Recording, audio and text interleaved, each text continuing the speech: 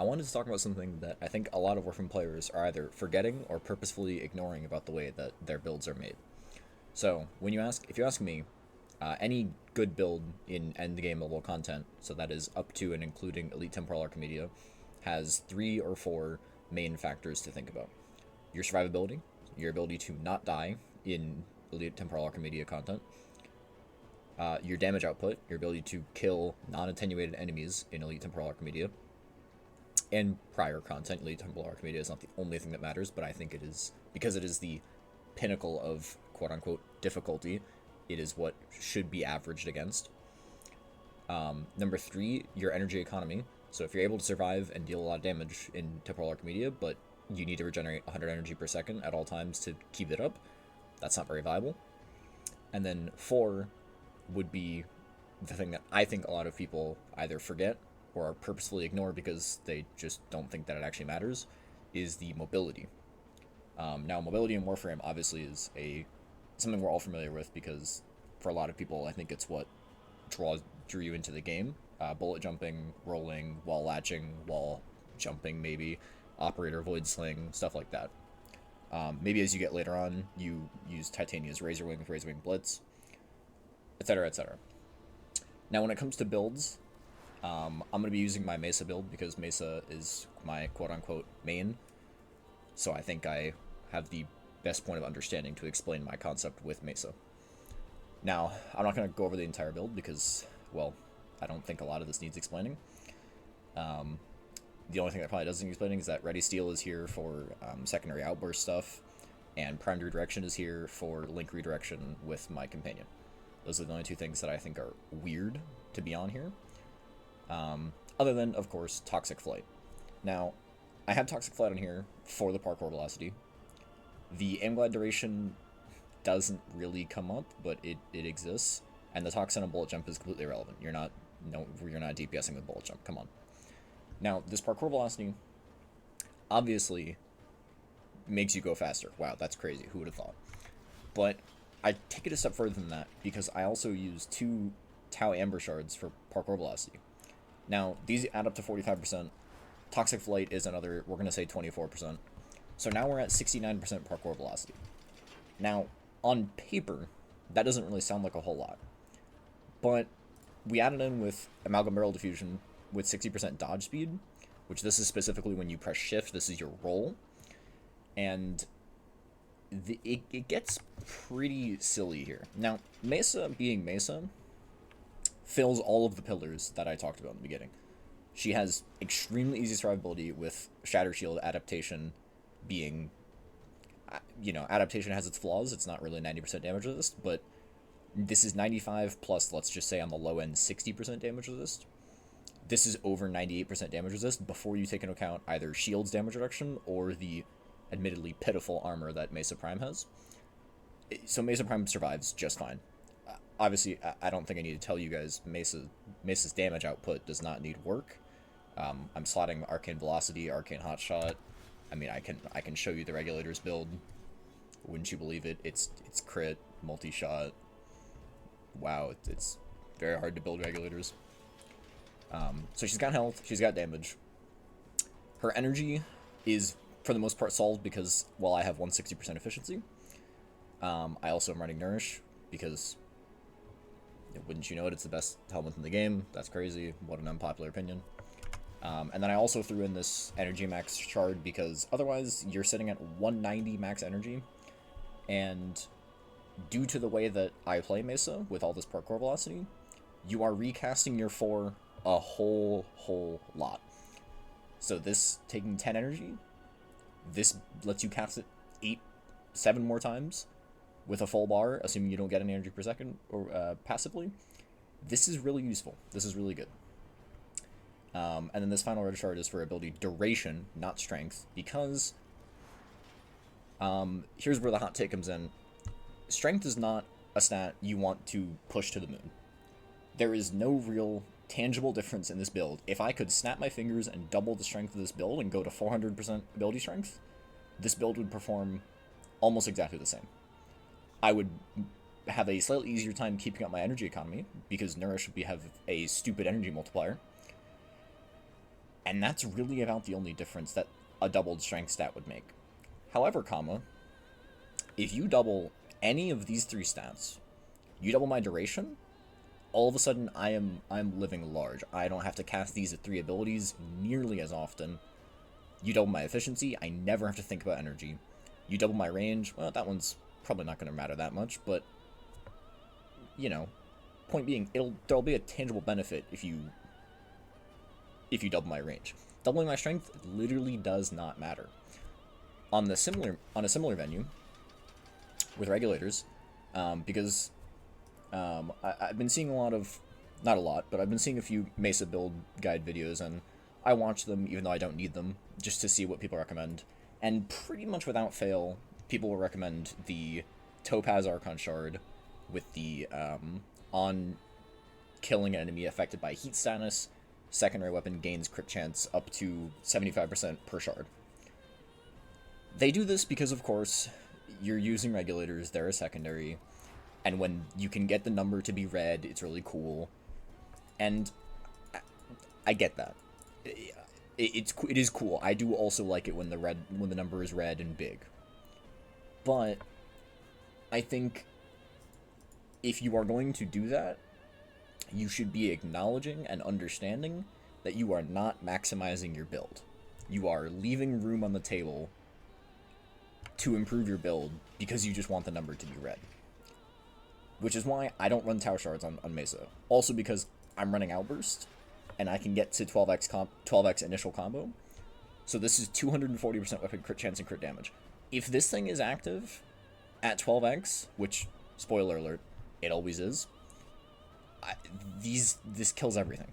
I mean, it doesn't kill Dedicants, but nobody's killing Dedicants very fast, so I'm not too worried about that. And so that's kind of the point that I want to make. Now, you do also, just if you want to be even more silly, the ceramic dagger, the melee I use with the incarnate form, does give you even more parkour velocity and sprint speed. This is just kind of silly. This is really like you don't need this for the effects of parkour velocity to be felt. But these two shards make a world of difference. If you go from no parkour shards to 2 Tau parkour shards, you will be flying across the map. And it'll take you, admittedly, some time to get used to how far you go with like a bullet jump or a roll. But similar to using Titania's Razorwing Blitz for the first time and running into every wall, once you've used it for a few missions and you understand, okay, my roll takes me this far, I'm going to use it in this situation to zoom right past this corridor, and then I'm going to bullet jump into a more open room where I can really get the full effects. I mean, you're cruising, and the full effects of parkour velocity will be felt. And the reason why I say that builds should focus on mobility as well as damage and survivability and energy economy, aka I'll say comfortability, is that damage and health helps you perform in a mission, which is cool. Everyone loves, again, we all love when the number is red and big. But movement speed saves you time. If you're a relic grinder, obviously you're probably using Titania, but let's just say you're one of those people, like myself, who finds using Titania pretty damn boring, and you don't want to run Titania for 30 relics straight. So you're like, oh, okay, I'll pick, I like Mesa, I'll use my Mesa. Imagine if your Mesa could go faster than Wukong with Cloudwalker and still be Mesa. That would be sick. I would love that. And oh look, I have that. It's right here. This is all it takes. I do recommend the casting speed chart as well. I don't think running these two without casting speed is worth it, because then you're just spending so much time casting these three, and even going into and out of Peacemaker, which is a relevant amount of time to think about when you're using this build. That I do think you definitely want this. Some criticism I've received for this when I'm sharing this with people in like comment sections of YouTube videos is, why do I need cast speed when I can use Matarai Chainsling? Which now I can't even find where it says it here.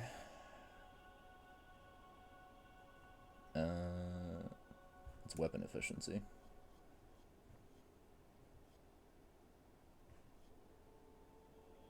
Yeah, there we go. 50% casting speed on switching to Warframe. If you want to do this, I guess you don't need to run the casting speed shard. However, I think this tremendously slows down your gameplay, and it also only lasts for 20 seconds. And also, might I raise the point, in ETA and EDA sometimes, you're just not allowed to use your operator. So this is just worthless. I also think Zenrik is just an obvious choice for Mesa focus schools because, well, look guys, Wellspring is really good. It's, you know, it's kind of boring, but like there's a reason why I have 30 million in Zenrik and like 3 million in my next highest. It's because being able to just on command to get energy per second, pretty hard to beat that, especially when you're on Nourish. Another point of criticism I received was that if you want movement, then you just go into the Incarnate form of your Ceramic Dagger or the Furax. I don't have the Furax Incarnon, but point given. If you think that 25% parkour velocity is equivalent to... How much would you get if you had all of these? This is 45 plus 24, 69 plus 25, 94. Yeah, if you think 25 parkour velocity is the same as 94, you are wrong. I don't know how else to say that. That's just not how it works. You will feel the difference.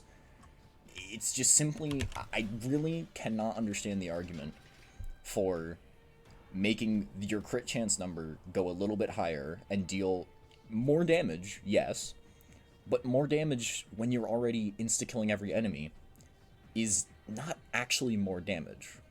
I said this a lot.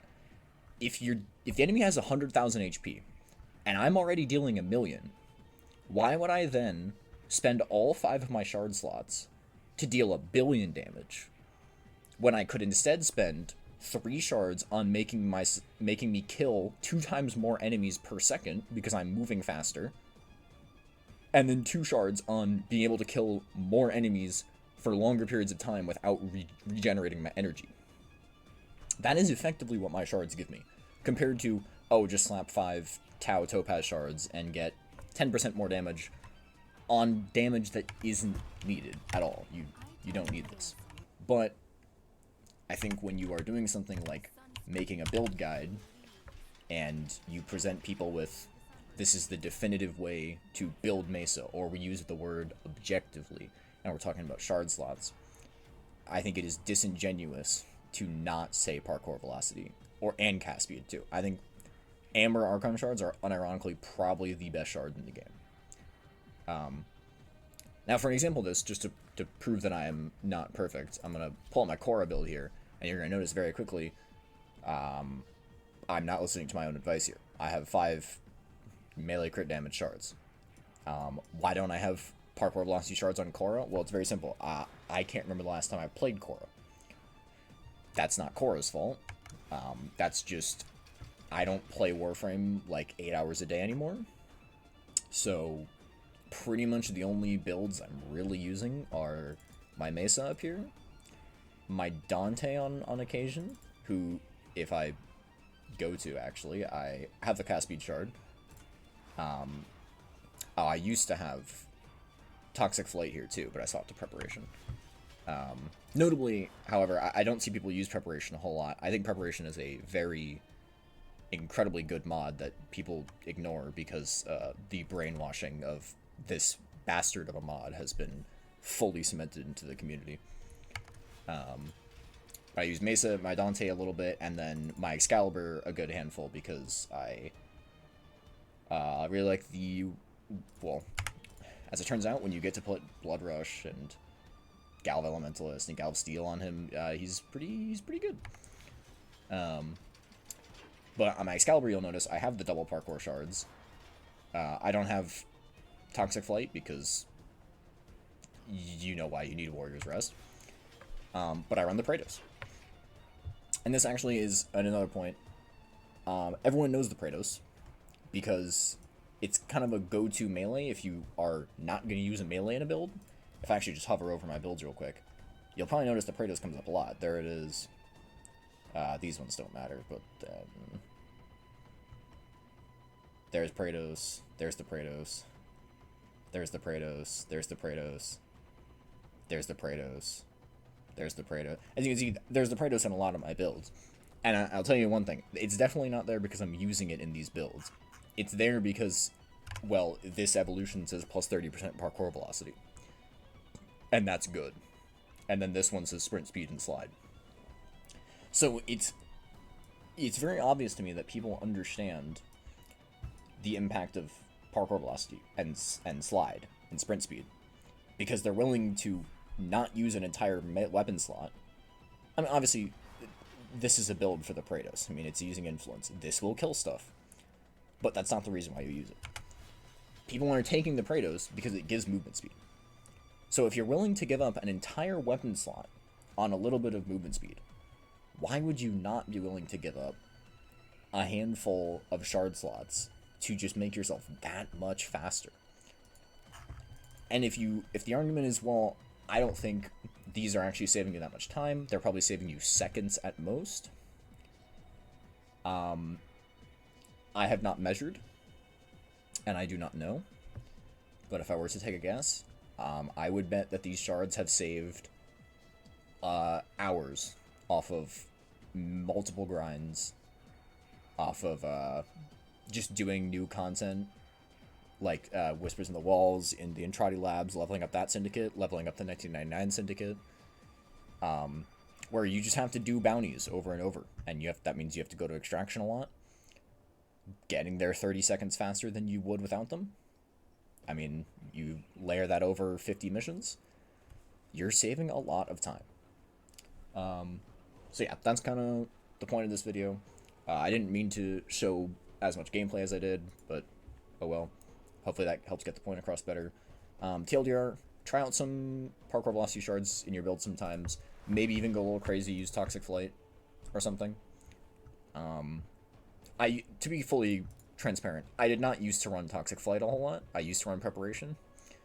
I think the reason I use Toxic Flight here is that my starting energy value is high enough that I can cast all three of these when I load into the mission. And as long as I can do that, then I'm good.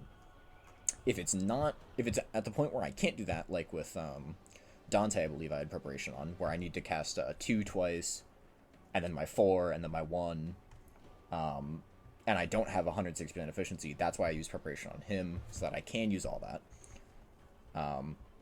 Yeah, don't use this mod. Fuck Prime Sure-Footed. This mod sucks. And please, please, don't use Mrs. Waltz. If you are really looking at this mod and going, wow, I get to move while using Peacemakers, you just saw the gameplay I did. This lets you, unironically, Toxic Flight will let you move during Peacemakers more than Mesa's Waltz. Genuinely. You do not need to use this thing, which makes you slow as shit and immobile. Just stack some parkour velocity, do a bullet jump, and press 4. And you're smooth sailing. So yeah, that's kind of it. If you made it to the end, thanks. Appreciate it. Maybe share it with some other people. Try and get some discussion around this going, because I really think people are undervaluing movement speed as a core tenet of builds. And in case anyone is thinking that I made this out of animosity towards any YouTuber or video I saw recently and left a comment on, it's not, I promise. I've been thinking about this for probably over a year and a half now. I don't really have a YouTube channel, so I didn't think like, oh, I should make a video on this and publish it. But it's 5 a.m. and I've been thinking about it for a while, so here I am. Yeah, thanks.